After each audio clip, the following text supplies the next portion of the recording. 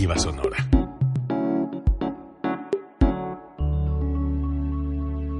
Código Libre.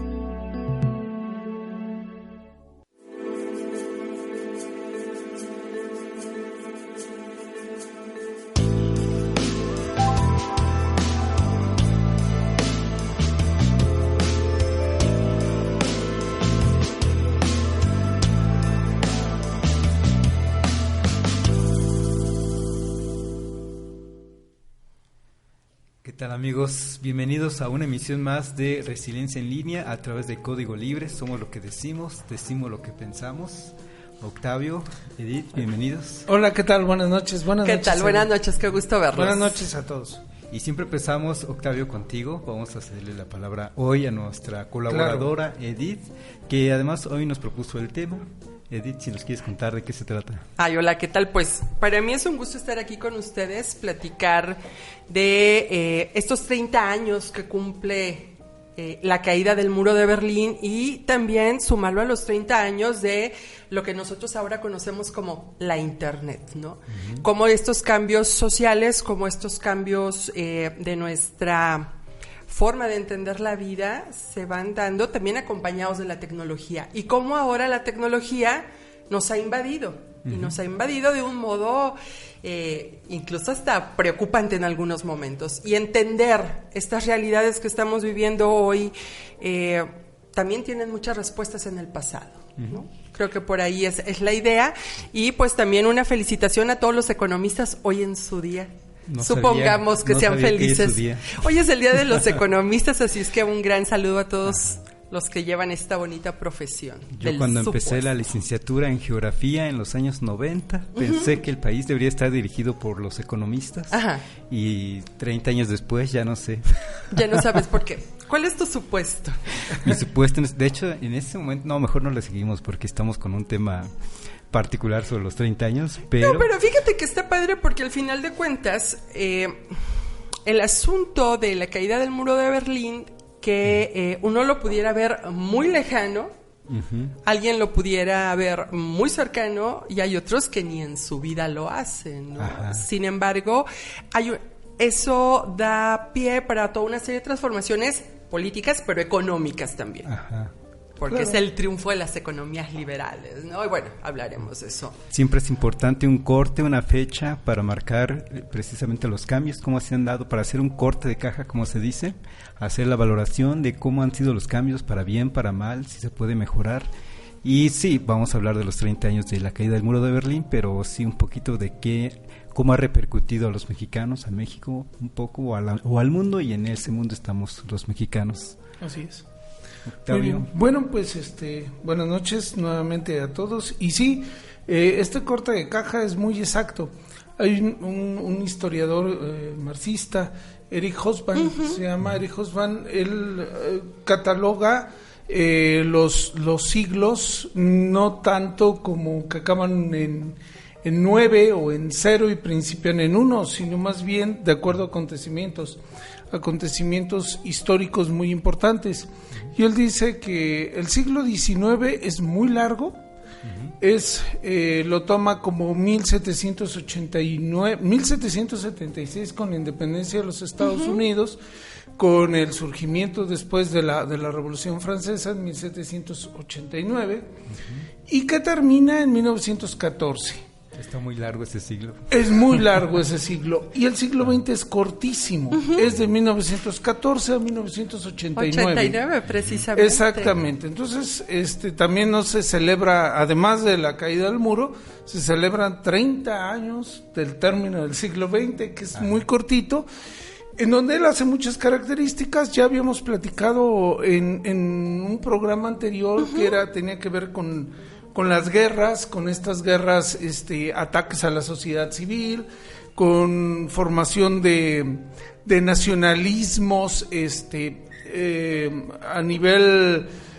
occidental de Europa, con nacionalismos, o sea, lo que es el nazismo, los nacionalsocialismos y todo este tipo de clasificaciones.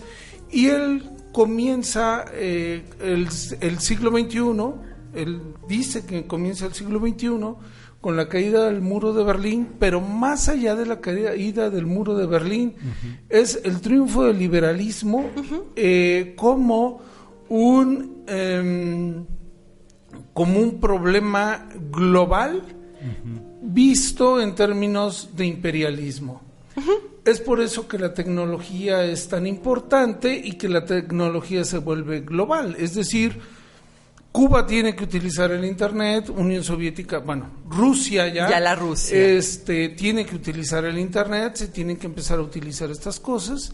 Y 20 años antes, casualmente del 89, el 69 también, los 9 tienen que ver mucho con estas transformaciones, pues es la supuesta llegada del hombre a la luna. Digo supuesta porque siempre hay muchas teorías al respecto, teorías de la conspiración. Eso es muy bonita, la verdad. Y todo esto, entonces, pues eso también tiene que ver con que el mundo se ve por primera vez redondo, aunque muchos dicen todavía que hay quienes dicen que es plano. Entonces, con la teoría del mundo redondo y con la teoría del mundo visto desde fuera como algo pequeño y dominado. Entonces, con eso yo comenzaría a hablar de que sí es una época de cambio, 1989. Muchos historiadores de derecha e izquierda lo toman como un punto crucial, un punto de partida y un punto en donde las tecnologías son globales y las luchas ya no van a ser, sí van a ser geopolíticas entre países y entre naciones, pero con fronteras electrónicas, medios, ideológicas y con fronteras no tan visibles. Sí. Estamos diciendo varias cosas que son muy sugerentes. Están sugiriendo, Octavio, Edith, cosas muy sugerentes. Pero antes de que hagas el comentario, si me permites, porque ya lo tocaron los dos, nada más por ir también aportando alguna reflexión. Han tocado el asunto de la tecnología y he escuchado a los chicos hablando de que somos presa de la tecnología. Y también no olvidemos que hemos sido presa de la tecnología desde el principio de la historia de la humanidad. No, claro. Sí. Estamos viendo, en su momento, imagínense, el telégrafo. Estaba leyendo un libro en donde se habla que el telégrafo, la conexión del telégrafo de México con Estados Unidos fue en 1881 y con eso ya se conectaba vía telégrafo con Europa y que todo el mundo estaba maravillado con esa invención y así podríamos estar hablando de cada invención particularmente. Claro. Y resulta que estamos presas de la tecnología desde siempre. Y que al final de cuentas la tecnología nos ha permitido, por ejemplo, en estos momentos estar charlando nosotros y que un montón de gente está conectada con nosotros, ya sea en la página de radio, en la página de Facebook, y que eso también nos permite entablar un diálogo diferente, ¿no? Que es lo que queremos, de alguna manera, reflexionar sobre esta sociedad que tenemos. En ese sentido, uno pensaría que el Internet es una cosa como de ayer, ¿no? Cuando desde al final de la Segunda Guerra Mundial y esta separación del mundo en la famosa Guerra Fría, se van a crear agencias de inteligencia que van a empezar a desarrollar medios, formas de comunicación para defenderse de un bloque y de otro, ¿no? Y cómo surge en el 57 el famoso proyecto ARPA, que luego en los 60 se va a sumar UCLA y luego después Stanford, para que en los años 70 tengamos los primeros correos electrónicos. Y que no eran del dominio popular. Muy pocas personas tenían acceso a este tipo de tecnologías. Sin embargo, ya para el 72, esta manera de comunicación a través de correos electrónicos ya la tenían 50 universidades en Estados Unidos. Sí.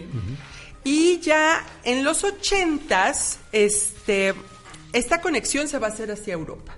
Es decir, las universidades americanas, gabachas, se van a conectar con unos servidores en Europa y precisamente en Inglaterra y en Noruega.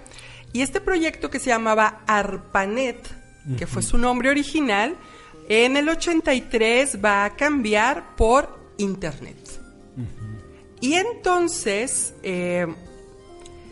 con esta manera ya de comunicarnos, o de comunicarse, porque pues nosotros ni al caso, en 1989 se van a escribir las primeras ya transferencias usando los protocolos, el famoso HTML, el HTTP y que luego ya acabaría en el www, ¿no? Eso fue en marzo del 89. Y entonces, a partir de ahí, también la manera en cómo las personas de manera cotidiana comienzan a tener acceso a otro tipo de información y a otro tipo de tecnologías. Cuando yo pienso en el 89, pues claro que me veo tremendamente joven, tremendamente chiquilla, y pienso en estas formas y las comparo con el cómo ahora nos entretenemos, nos divertimos y nos informamos. Ajá. Yo recuerdo que para hacer la tarea yo tenía que ir forzosamente a la biblioteca. Sí. De mi escuela o la biblioteca pública de mi ciudad. Claro. Si quería comprar un periódico de circulación nacional, tenía que esperarme hasta las 3 de la tarde, porque tenía que viajar desde la Ciudad de México hasta mi ciudad. Uh-huh. Y ahora, con una facilidad, tomamos nuestros aparatos, quiero saber el marcador del Real Madrid hoy con el Galatasaray, y inmediatamente, y hasta me ponen los goles, ¿no? Uh-huh. O sea, es una cuestión de inmediatez. Yo no me quiero enterar de eso. Fíjate, el partido estuvo buenísimo, pero es eso, ¿no? Este sentido de inmediatez que ahora tenemos para resolver nuestras dudas, hace 30 años no lo teníamos. Ajá. Y que es gracias a estos desarrollos científicos, tecnológicos propiciados por una carrera armamentista que justo un par de años antes del 89, Gorbachev y junto con Reagan dijeron: estamos a punto de darle chicharrón al planeta. Uh-huh. Pongámonos tantito en paz, ¿no? Y esta firma del convenio de vamos a calmar las armas nucleares va a ser como parte de estos pequeños pasos que van a provocar la caída del muro en noviembre, justo el 9 de noviembre del 89. Ajá. Preguntas que qué estábamos haciendo en los años 80, hacia finales de los años 80, cuando la caída del muro. Yo me acuerdo que aprendí precisamente el curso de redacción yendo a la hemeroteca. Nos dejaron, haz un trabajo sobre el movimiento del 68, y empecé además también a tener el gusto de leer el periódico, porque resulta que en ese momento la jornada sacó la noticia día con día desde junio, los eventos del 68 como si estuvieran ocurriendo en el 88. Ah, ok, entonces, con una diferencia de 20 años, resultó interesante, pero además ya lo complementé con la visita a la Biblioteca Nacional, y era así la consulta, era estar buscando los libros en físico, los periódicos en físico. Sí, claro, y además de la caída del muro cayeron muchas cosas. Yo pienso mucho en la caída de lo concreto y el surgimiento de lo abstracto. La guerra que a veces te procura el no tener o la ausencia de cosas y la presencia imaginaria de cosas, la construcción de imaginarios. Se acaba lo concreto, o sea, ¿qué queremos decir o qué quiero plantear con que se acaba lo concreto? Se tumba un muro aparentemente concreto, pero se construyen otros abstractos y separaciones más sensibles y que causan a veces y en ocasiones mayores daños. Algo que tú decías también, se acaba lo concreto. Las enciclopedias, como la enciclopedia británica, que era excelente, empieza, sí, que decía Borges que la aprendió a leer, leyendo la enciclopedia, y además se la aprendió. Pues ya te vendían, cada año te vendían la actualización, las actualizaciones por año, en donde venían las cosas, los almanaques. Y posteriormente llegaron las enciclopedias en carta, ya en la época global, en disco, con que se iban renovando, con un CD, así es. Y ahora, pues, la famosa Wikipedia, que no se puede citar en medios, digamos, académicos formales. No, pero sí se utiliza mucho. Claro. Sobre eso es un punto de partida en que la gente lo busca, y a partir de esa búsqueda ya, si quieres irte a lo académico, empiezas a buscar libros desde otra parte del mundo, desde donde tú quieras, en el idioma que tú quieras, y lo traduces en donde tú quieras. Sin embargo, creo que estas cuestiones te llevan a entender que lo abstracto, a pesar de que te facilita unas cosas, también te dificulta otras. Claro. Porque no solo viene eso, sino viene La separación geopolítica de los muros debe de entenderse como, además de esta Guerra Fría, debe entenderse que el muro de Berlín, muchos piensan que fue producto de lo de la Segunda Guerra Mundial o fue de la Guerra Fría, fue construido en 1961. Realmente duró poco, porque fue del 13 de agosto de 1961 que se comienza a construir y que comienza a ver películas y todo este tipo de cosas de lo del muro, dentro de un mismo muro, y que también tiene mucho imaginario, pero también hay otros muros que siguen ahí y que se pueden atravesar y que muros se convierten en ríos y en fronteras. Ajá. Como el muro que se construye en 1994, lo construye Clinton, como una forma de protegerse del narcotráfico entre México y Estados Unidos. Ajá. Comienza una construcción concreta y son precisamente los demócratas, son los más acérrimos, que aunque decían que ellos dejaban entrar, el que hace la amnistía es Ronald Reagan. Ajá. Y es el que deja entrar, el último que deja entrar gente.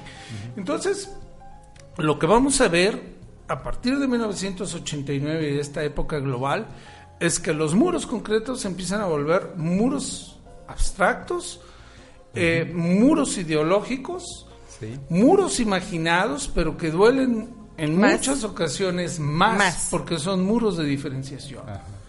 En 1989, cuando tú preguntas esto, además de las famosas antenas parabólicas que había de asbesto y de alambre. Una chulada. Sí, ir a ver a los compañeros de escuela que tenían dinero, ir a ver la antena parabólica los viernes. Era el happening, ¿no? MTV y el surgimiento de todas estas cuestiones globales era muy importante. Se dejan de construir estos muros de diferencia aparente entre Occidente y Oriente, pero se empiezan a construir muros de diferenciación social, muros de diferenciación de clases sociales, muros en donde las empresas ya no se hacen responsables, pero llegan y abarcan.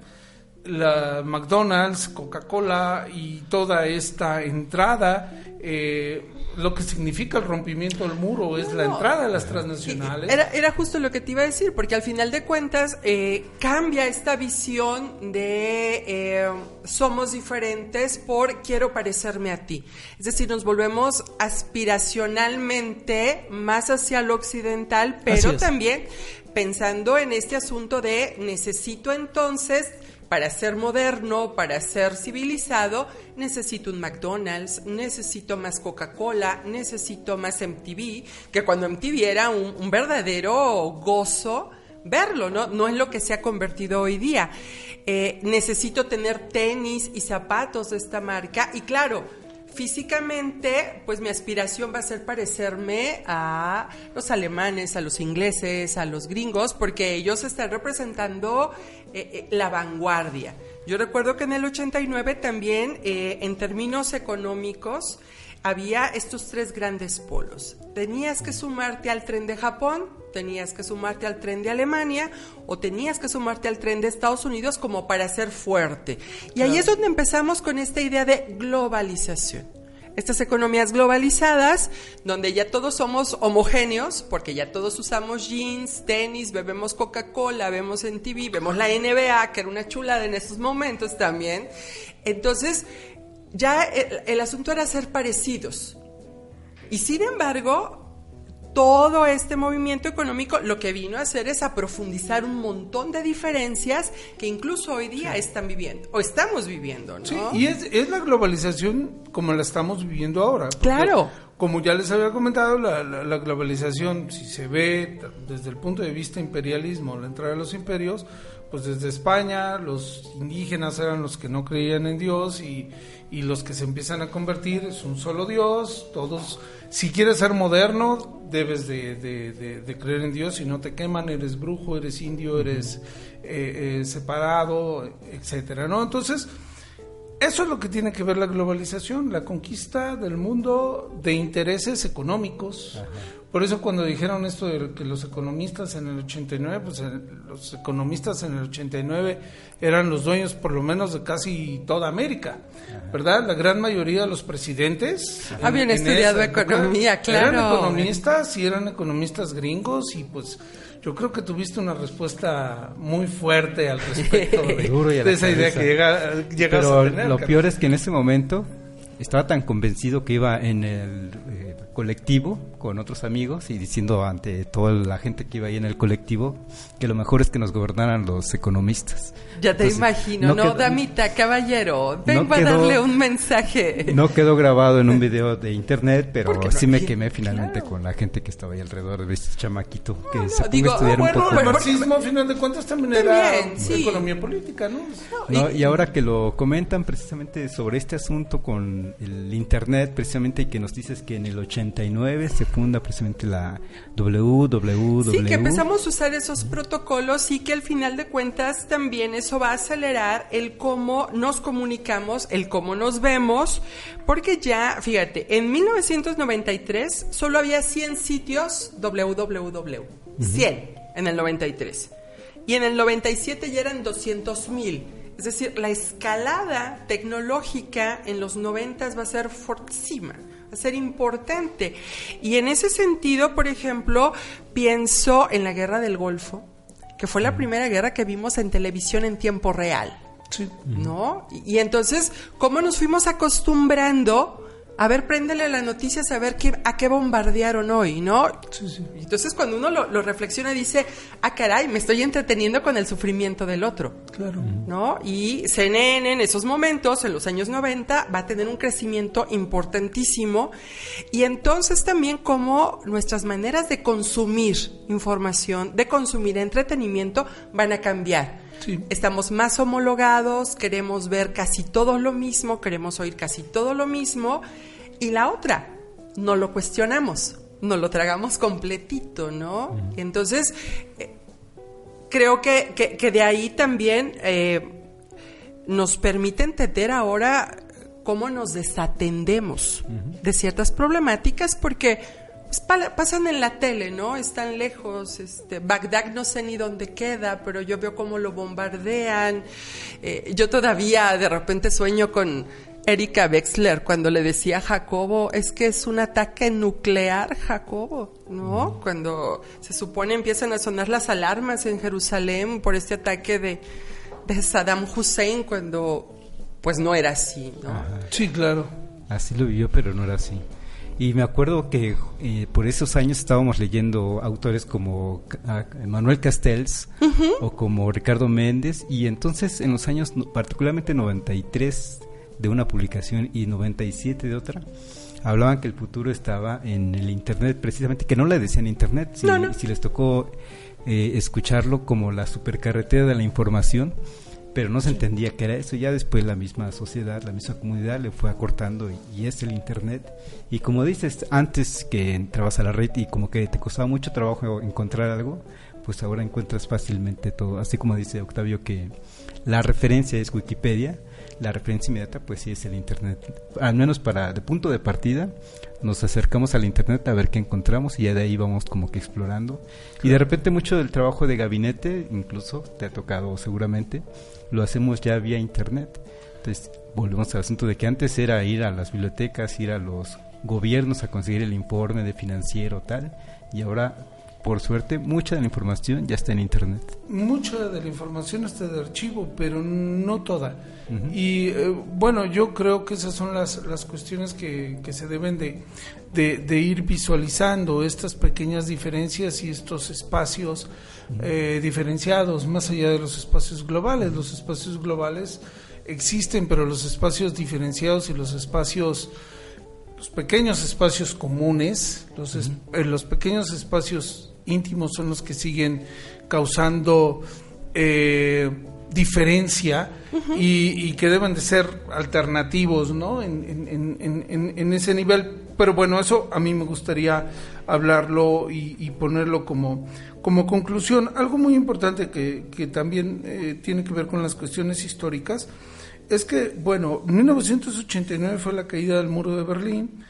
Yo lo recuerdo haberlo visto por televisión. Claro. Es más, hasta se hace un concierto de una canción también, fíjense que los 9 son interesantes. En 1979 se hace el famoso álbum del muro. De Pink Floyd. Claro. Refiriéndose más allá al muro de Berlín, a esta caída de muros de diferenciación, y todavía se pensaban como muros concretos de diferenciación, ¿no? La caída del muro. Pero hay algo que sucede, o sea, en 1989, cuando cae el muro, también cae esta ideología llamada, o como se tenía, el socialismo, o el no occidente, o la izquierda, aparentemente, y muchos dicen es el fin de la historia. ¿Por qué se dice que es el fin de la historia? Porque, bueno, el motor de la historia era la diferenciación entre capitalismo, socialismo, feudalismo, esclavismo. Si se veía así la historia como lucha de contrarios, decían, aquí no va a haber contrarios, son ya todos vamos a ser amigos, sí. Aparentemente vamos a ser todos amigos, ¿no? Y con este 89 también hay una frase, y la utiliza mucho el neoliberalismo político, que es la famosa solidaridad. Se cambia el término, se trastorna totalmente el término de solidaridad. Comienzan las cuestiones de derechos humanos, pero una solidaridad de tipo neoliberal. Y los primeros que empiezan a transformarse fuertemente dentro del neoliberalismo también es el Vaticano. Karol Wojtyła, o Juan Pablo II, comienza a hacer un cambio muy fuerte con el apoyo de Lech Walesa en Polonia, porque eso es lo que realmente pasa. El muro de Berlín es una representación física de algo que ya estaba a punto de suceder, pero que a final de cuentas tiene que ver con el movimiento que hace Vaticano, las derechas y el neoliberalismo dentro del mismo Vaticano. Se acaba el Concilio Vaticano II, en donde a veces decían que el primer socialista era Jesucristo, es decir, se acababa esta simpatía que tenían los sacerdotes y muchos teólogos de la liberación, y el neoliberalismo lo que dice es, teólogos de la liberación, no, izquierdas, no. Sí. Es un mundo de... Y que fíjate, y sin embargo, en América Latina, la teología de la liberación, donde va a estar mucho más fuerte, va a ser en los 90s. Así es. O sea...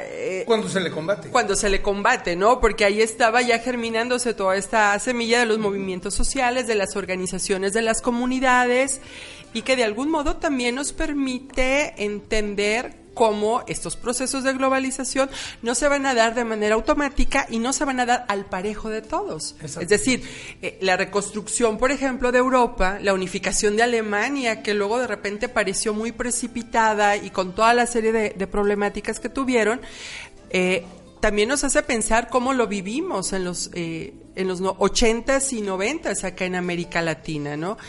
Fue mucho más complicado para nosotros, porque también venimos de procesos de desigualdad tremendamente fuertes. Sí. Y entonces esta idea de homogeneizarnos pues era todavía más trabajosa en ese sentido. Y fue totalmente contraria, porque claro, lo que sucede es la famosa balcanización en 1991.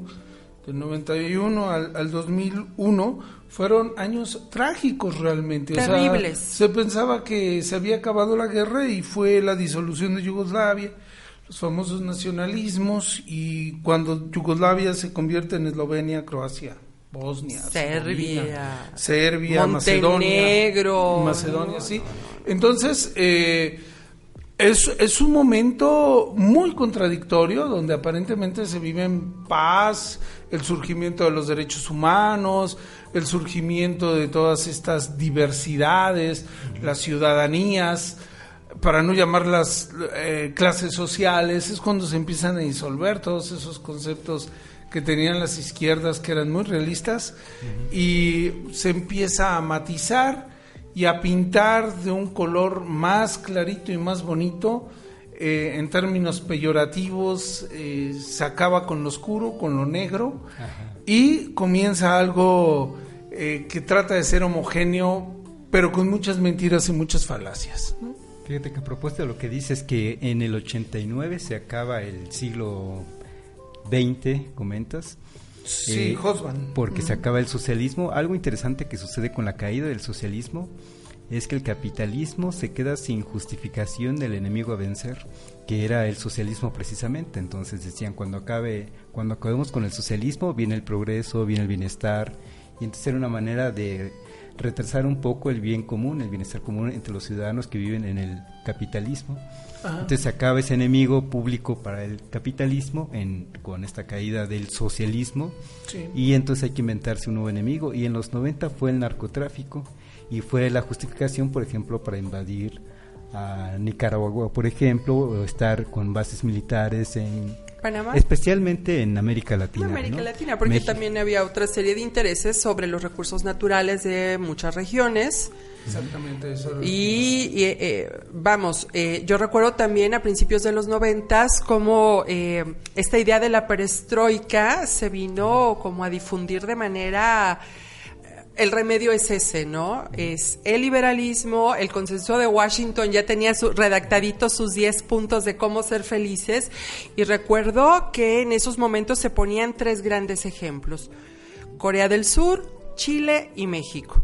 Estaban así como la mesa puesta como para que despeguen y se vuelvan los países como emblema de estas nuevas economías liberales. Corea del Sur, vemos cómo en estos 30 años, gracias a que invirtió un montón de lana en tecnología y en educación, sí, cambió su vida.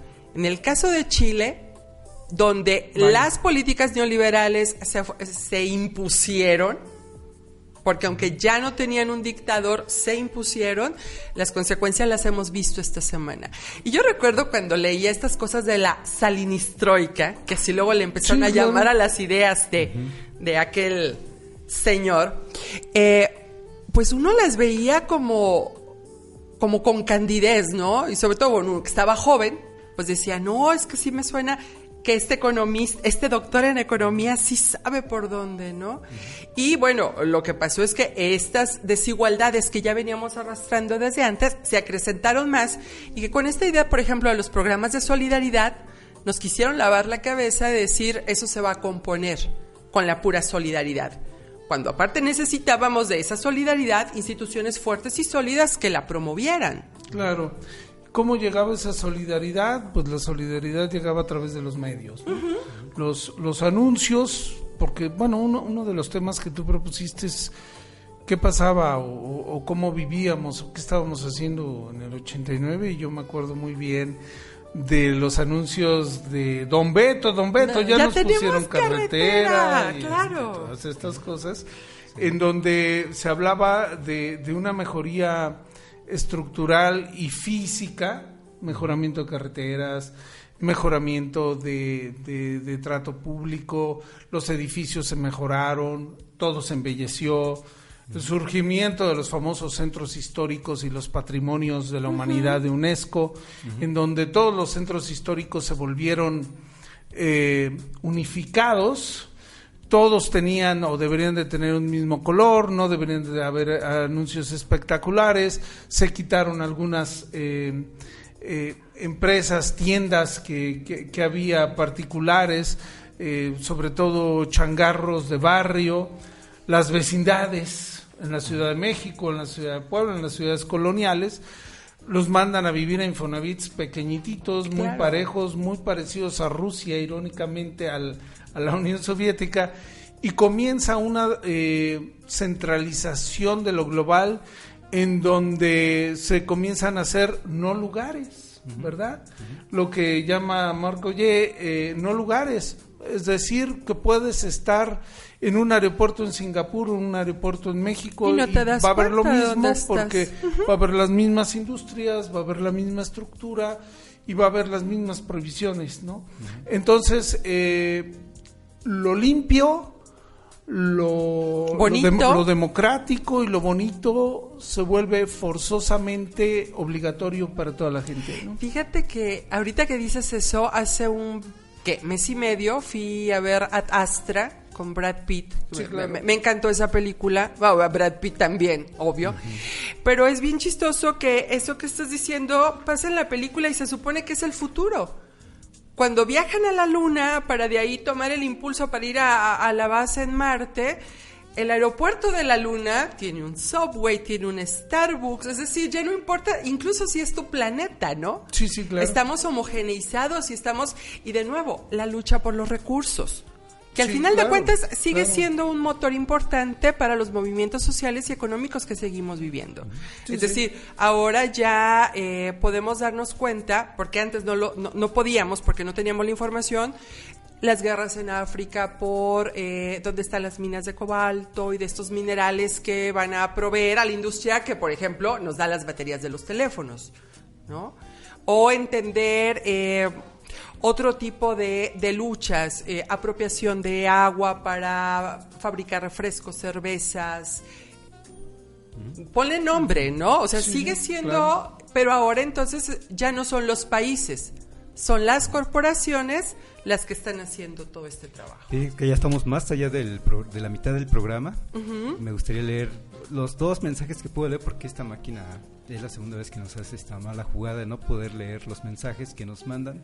Pero uno de ellos es de Alejandro Ríos, nos está viendo. Un saludo, Alejandro. Dice que el internet hay que usarlo con inteligencia. Lo que alcancé a ver porque de repente se borró. Gracias, Alejandro, por los saludos. Y un saludo para Edith de JE Javi. Saludos desde Estados Unidos. Sí, California en las Carolinas. Ajá. Un saludo, Javier Jaime, qué gusto. Que dice siempre tan hermosa como siempre y que le gusta el programa. Muchas gracias. Bueno, sí nos procuramos bañar, pues, oye, ¿no?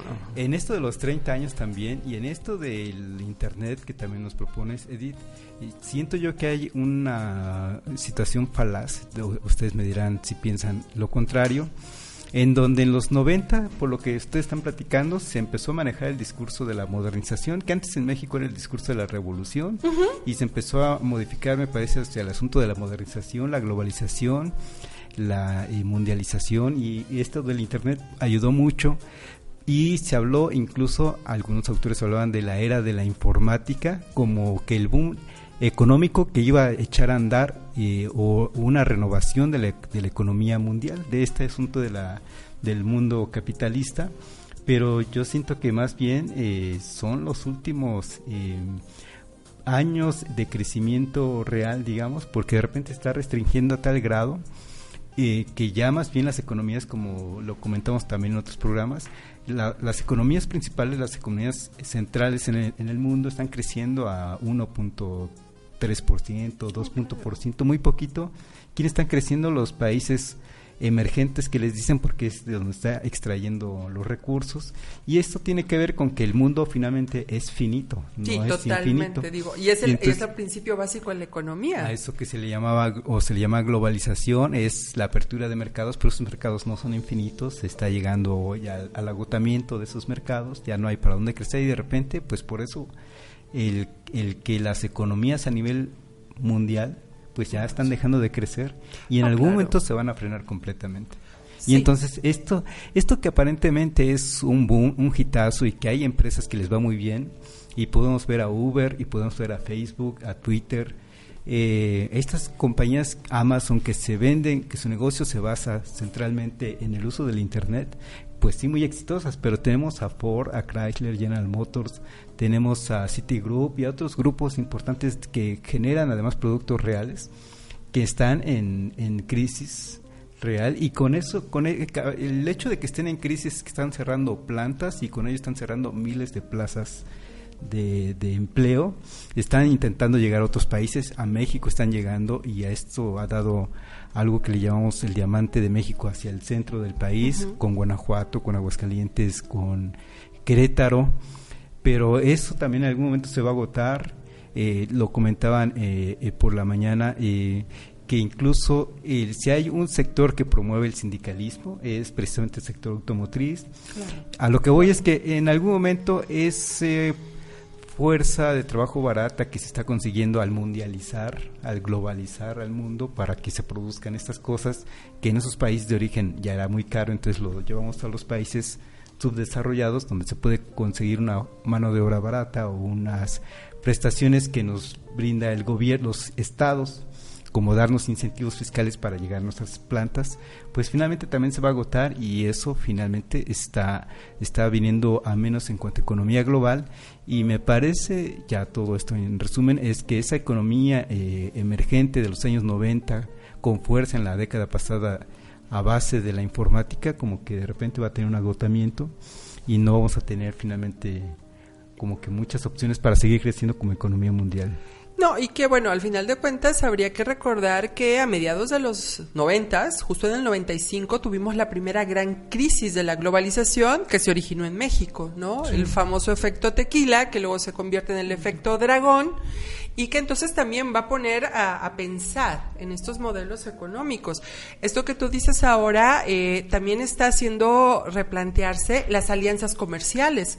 Justo la semana pasada los países asiáticos encabezados por China dijeron, y China el más preocupado, vénganse conmigo, júntense conmigo y seamos una fuerza desde Asia que empuje la economía, porque no hay una economía que pueda crecer indefinidamente, o sea, no, claro. Eso es imposible, ¿no? Entonces, el repensar las alianzas económicas es algo que se está haciendo hoy día. En aquel momento, en el 89, la idea, todos vamos a ser uno mismo, toda la economía va a jalar del mismo modo, ahora es no. Necesitamos reorganizarnos. Esta famosa división mundial del trabajo, la nueva geografía económica y todas estas teorías de Krugman y que luego Stiglitz empezó como a criticar, pues ahora estamos viendo que están dando otros resultados. Sí, China es un país que ha crecido muchísimo en la última década, pero es uno de los países más desiguales que hay en el mundo. Y con mayor contaminación y un montón de cosas. Sí, se agravan los problemas. Muchos desequilibrios. Bueno, a mí me gustaría hacer una reflexión con base a esto que se estaba planteando y a muchas obras literarias que ha habido desde que comienza, como les había dicho, las cuestiones de los imperialismos. Por un lado está ya se acabó este modelo y ahora qué vamos a hacer. Y de repente sale otro modelo, y muchos alternativos que no pegan, y queda uno generalmente, desgraciadamente siempre ha sido cada vez más desigual, cada vez más deshumanizante y cada vez más individualizante. Esperemos que para el próximo cambio, porque todo el mundo piensa, se va a caer el capitalismo, se va a destruir el capitalismo, y comenzamos a ver que se rehace desde el momento que hay intereses particulares por encima de los intereses colectivos. Yo te apuesto a que antes la gente no podría ni siquiera imaginarse que un papel tuviera el valor, o un portafolio lleno de papeles tuviera el valor de una casa, o que el valor de una moneda o de una piedra o del oro tuviera valor, es decir, los imaginarios, esto que decías de que había una economía o había productos reales, siempre hubo representación, la representación del valor, y yo creo que esto es muy importante tanto en términos éticos, morales, como en términos económicos. ¿A qué le estamos dando valor? Claro. La valorización de las cosas, y eso tiene que ver mucho con las economías. Yo no creo que las economías tienen un valor global basado en intereses del gran capital y de las industrias. En el momento en que se empiecen a dar valores más humanos y valores más generales, en donde la gente valga lo mismo, que no haya ciudadanos de primera, de segunda y de tercera, ahí es donde se va a empezar a pensar en un cambio. Yo creo que las cosas pues no van a llegar a colapsar del todo, pero sí debe de haber un cambio, sí debe de haber un revolución si quieren llamarle, revolución social, en donde haya una transformación y un cambio paulatino de las cosas, ¿no? Déjenme leer otros 2 comentarios que nos llegaron. Selene Guzmán, que nos está un saludo viendo, a Selene. Dice que el tema es interesante y que gracias por compartir con los amigos que nos están viendo. Y Anaid Vázquez, un saludo para la maestra Edith. Sí, cómo no. Tema interesante, comenta. Y bueno, Edith, regrésanos al tema porque seguimos con el asunto de los 30 años. Estamos bien porque al final de cuentas, esta caída lo que está provocando es esta realidad que tenemos. Es decir, esta profundización de las desigualdades sociales está generada por estos modelos de consumo excesivos. Es decir, yo necesito fabricar más. ¿En dónde voy a fabricar más? A donde me salga más barato. Entonces voy a Indonesia, fabriquemos tenis y fabriquemos ropa barata, vendamos la cara acá en Europa, en México, y salvemos esas comunidades pobres, ¿no? Y como al final de cuentas, todo este movimiento económico, al profundizar esas desigualdades, está generando los descontentos. Y está generando el que la gente salga a la calle, el que la gente vaya y proteste y que diga, yo así ya no quiero vivir. Ahora, no todos tenemos esas oportunidades o no en todos los lugares se dan esas oportunidades porque habrá también necesidades más apremiantes. Habrá lugares del planeta donde sea más importante buscar la comida, buscar la protección que salir a protestar, ¿no? Sí. Y luego la otra es, de repente vemos como muy lejanos, como muy utópicos, como muy imaginarias las cosas. Sin embargo, en ese sentido, pues tenemos estas realidades, las vivimos, ¿no? En estos días el Proceso encabezó en una de sus noticias, globalización en crisis. Sí, es que por todas las protestas que se están dando a nivel mundial, porque no se quieren someter precisamente a políticas neoliberales que son en extremos, ¿no? Claro, se enriquecen unos, y se tendrían que repensar también los modelos de Estado-Nación, es decir, no puedes seguir teniendo un Estado protector de manera indefinida, o sea, ¿con qué lo vas a costear si no vas a generar? O sea, se necesita repensar el modelo de Estado, se necesita repensar el modelo económico, pero por encima de eso están los grandes corporativos. Sí. Y que al final de cuentas respondemos a esas necesidades de los grandes corporativos. Te lo pongo con un ejemplo muy sencillo. ¿Hace cuánto no te compras un CD de música? Yo soy amante de los CDs, ¿sí? Déjame decirte, y me niego a tener Spotify. No. Así que sí tengo. Tú sí tienes, Octavio. Hasta acetatos. Claro, pero ya no es algo... Nuestra generación creció con eso. Voy a comprar el disco, voy a comprar el CD, voy a comprar el acetato.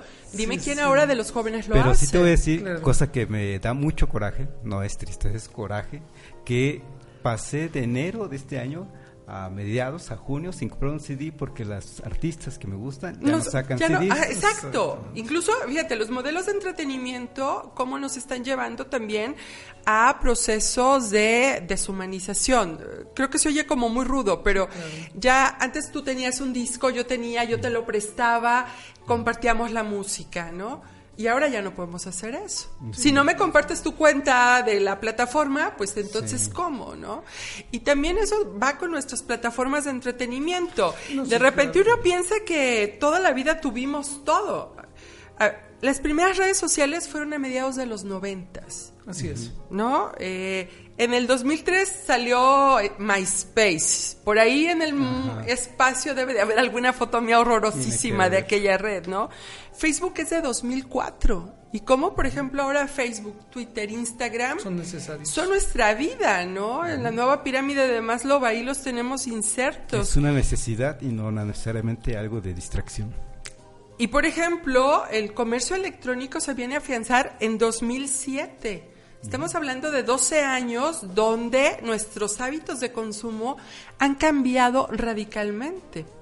Consumimos, así como nuestras abuelitas veían novelas desde las 4 de la tarde hasta las 10 de la noche y que las criticábamos, ahora nos la pasamos viendo series y programas, temporadas completas de un programa, un fin de semana, donde estamos pegados a la televisión o a nuestra pantalla y no convivimos con el otro. Ajá. Por supuesto. Y jóvenes, nos quedan los últimos 12 minutos. Si nos quieres platicar de alguna recomendación que veo que traes en libros, en películas, Sí. Edith. Pero también déjeme leer los saludos de Yolanda Ortiz, que también le gusta el programa. Saludos al equipo de Código Libre. Entonces, ¿recomendaciones, Edith? Fíjate que a mí esta novela, yo a Jorge Volpi lo leí muchos años, ahorita ya lo último ya no lo he leído tanto, pero a mí me gustó muchísimo esta que se llama No será la tierra. Justo habla del momento en que una mujer científica rusa se queda sin trabajo porque se desintegra la Unión Soviética y todo su trabajo se va a perder. Y entonces se van cruzando algunas historias con una funcionaria del Fondo Monetario Internacional y entonces está hablando justo de esos años tan convulsivos, las figuras de Gorbachev, de Boris Yeltsin, y me encanta porque Jorge Volpi desde todos sus trabajos no los centra solo en México. Le ha criticado mucho eso, ¿no? De que él casi no escribe de México, pero pues él dice, pues yo voy a escribir de lo que yo quiera, ¿no? Es una novela bien interesante, son la historia de 3 mujeres que están en 3 partes del mundo completamente diferentes y por la caída del muro de Berlín, por el cambio y la desintegración en la Unión Soviética y luego de toda Europa, van a coincidir, ¿no? Y está bien interesante, es intrigante, a mí me gusta mucho. Y creo que también el otro asunto es el de la ciencia ficción. La ciencia ficción luego nos da para pensar. De repente, los trabajos de Aldous Huxley o de Orwell los tenemos bien presentes hoy día, es decir, no vivimos sin nuestro teléfono, tenemos a nuestro gran hermano que aquí está todo el tiempo con nosotros, ¿no? Vigilándonos, queremos consumir más Soma, ¿no? Ajá. Queremos más series, queremos más películas, queremos más Avengers, queremos más todo, y lo queremos rápido y lo queremos ya. Y creo que en ese sentido, por ejemplo, Blade Runner, que yo ahí sí soy bien fan de esa película, que fue una película del 82, ya hablaba de la tecnología con reconocimiento de voz. Y ya le hablas a tu dispositivo y te contesta, ¿no? Ya se planteaba tremendamente el asunto del cambio climático y que todo era publicidad. Vemos estos grandes edificios iluminados, llenos, y es nuestra realidad. Con Coca-Cola por delante. Coca-Cola, Fuji, anuncios. Kodak, no, maravilloso, ¿no? No hay coches voladores todavía, pero tenemos drones ya inmensos que transportan armas y mercancías. No hay viajes todavía a otros planetas, pero ya están haciendo apartaditos para viajes aquí en las atmósferas. Y no hay robots como tales, pero vivimos y convivimos con robots todo el tiempo, ¿no? Y ya salió la nueva Blade Runner. La nueva. Fíjate que me gustó mucho, creo que el tono de la película es muy diferente. Sí. Muy, muy diferente. Me encanta toda esta atmósfera, sobre todo esta parte del desierto, porque al final de cuentas estamos así. Estamos desiertos, estamos muy abandonados, estamos como muy alejados los unos de los otros, ¿no? Sí. A mí me gustó muchísimo y creo que en ese sentido sí es importante acercarnos a estas obras de la literatura, del cine, de la música misma que nos permitan como reconectarnos, ¿no? Claro. Un poquito a propósito de esos 30 años de la caída del socialismo, finalmente, que es lo que representa la caída del muro de Berlín. Yo les recomendaría la película de Kolia, si la pudiste ver. Kolia, una película muy tierna. ¿No era polaca? Polaca, ¿no? Ajá, en donde una persona se presta para un matrimonio falso. Sí, claro. La chica se desaparece, pero le deja al niño en custodia al señor. Al esposo falso. Y después ahí está la policía secreta indagando que ese matrimonio fue falso. Y no sé si debes de contarles el final. No lo platiques. Pero está interesante cómo es que al final después se van los rusos del país y lo que finalmente significa también para la comunidad de Yugoslavia en este caso. Sí, ¿no? O por ejemplo esta película hermosísima alemana que se llama Adiós a Lenin. Sí, Goodbye Lenin. Sí, ¿no? Que es maravillosa, de una mujer que cae en coma en Alemania antes de la caída del muro y cuando regresa del coma ya Alemania está unificada, ¿no? Y todo lo que el hijo hace por reconstruirle el mundo a la mamá, que la realidad de ella ya no es la realidad de hoy día, ¿no? Entonces creo que hay cosas maravillosas como para así poder reflexionar ese pasado para entender este presente y para ver para dónde vamos en este futuro, ¿no? Y estamos en los últimos 6 minutos. ¿Algunas reflexiones finales, Octavio? Sí, principalmente 2 reflexiones finales, y ya que estamos recomendando, yo también quiero recomendar. Es más, me gustaría recomendar 2. Pero en 1989 se confronta el sistema de los estados nacionales, debemos de recordarlo, muy cierto. Pero se empieza a pensar en términos de comunidades internacionales. La Comunidad Europea es la más fuerte, que ya estaba desde antes, pero se hace muy fuerte, se hacen himnos de Europa, entre ellos está la película de Azul, de Blue, con Juliette Binoche, en donde se muere el que hace el himno de Europa, y se habla de toda esta concentración europea, en donde a final de cuentas todo esto se lo tiran en la cara a Europa cuando viene la crisis europea ya en los 2000, 2010 por ahí, y se empieza a pensar, pues es que es como la ciudadanía, hay europeos de primera, de segunda, de tercera y hasta de cuarta, como Albania y todos estos grupos que jamás acabaron de estar bien, a pesar de que se dice que en la balcanización ya se solucionó en 2001, esto no es cierto, sigue habiendo diferencias muy fuertes en la misma Europa, y sigue habiendo convulsiones y diferencias. Segunda, esta fase en México se vivió muy fuerte, esto que hablas de que los científicos rusos y de lo que era el bloque se quedan sin chamba. En México, en las universidades nos tocó. Sí, claro, por supuesto. Llegó mucha gente, muchos profesores de física en las universidades públicas principalmente, que llegaron a dar clases, y es más, en Estados Unidos también. Hay algunas series gringas en donde hablan de esto, ¿no? De que llegan a veces hasta de barrenderos a trabajar, y eran científicos, y científicos muy destacados, calificados. Y bueno, para terminar con la película que me gustaría recomendar es Before the Rain, que es Antes de la lluvia. Es un ganador de premio Pulitzer yugoslavo en Europa, gana el premio Pulitzer y regresa a su tierra a hacer la cobertura de la guerra de los Balcanes, de los Balcanes.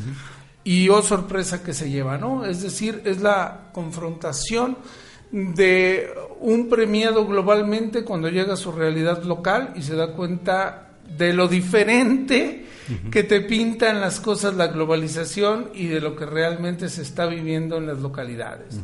Edith, últimos 2 minutos. Pues aparte de esas 2 películas, yo quisiera decirle a la gente pues que estuviéramos como pendientes de, ¿no? Es decir, no podemos escudarnos en nuestras plataformas, en nuestros estilos de vida para no entender las diferentes realidades. Tendríamos que ser más críticos con lo que leemos, con lo que vemos, con lo que compartimos en redes, porque al final de cuentas el otro gran problema que nos ha traído la globalización es la desinformación. Tenemos montañas de información que no criticamos, que consumimos de manera mecánica, como salchichas, ¿no? Nos las comemos todas, y que habría que ser un poco más críticos en ese sentido. Algo que me dio mucha risa ahora que revisaba materiales, Rolling Stone, la famosísima revista musical, publicó el mes pasado, el mes de septiembre, los 15 mejores MTV Unplugged de la historia. De los 15, 12 son de los años 2000, es de la década de los 90. Pareciera que entonces en el 2000 y en la década del 2010 no hemos tenido música padre, ¿no? Pues eso es lo que me hace sentir orgulloso de mi generación. Yo soy orgullosamente de la generación X. Sí, sí. Si me permiten el último comentario, ya en estos últimos 2 minutos, sí quiero aprovechar y comentar. la experiencia que nos dejan, no estos 30 años, todo esto que hemos platicado en la historia, el antecedente del muro y de estos 30 años del muro es que las ocupaciones sean rusas o sea estadounidenses, nos han dejado una estela de terror, una estela de persecución, por supuesto, de sometimiento, y entonces pensémonoslo, bueno, ni siquiera hay que pensar cuando nos ofrece la ayuda a Donald Trump para que acabar con este narcotráfico, no, si llegan al país y luego para sacarlos va a ser difícil y luego la estela de terror que van a dejar. La soberanía. No. Sí, claro. No. Claro, de acuerdo. Para eso hay una novela que se llama El Pantera, que es de un escritor gringo que habla de la guerra en Yemen y es justo esta realidad que tenemos en Yemen, ¿no? Pues muy bien, pues con esto acabamos. Octavio, Edith, gracias. Qué alegría, gracias a todos los amigos que nos estuvieron escribiendo.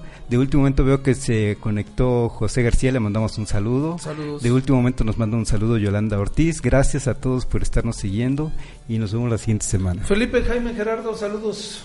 Gracias. Gracias.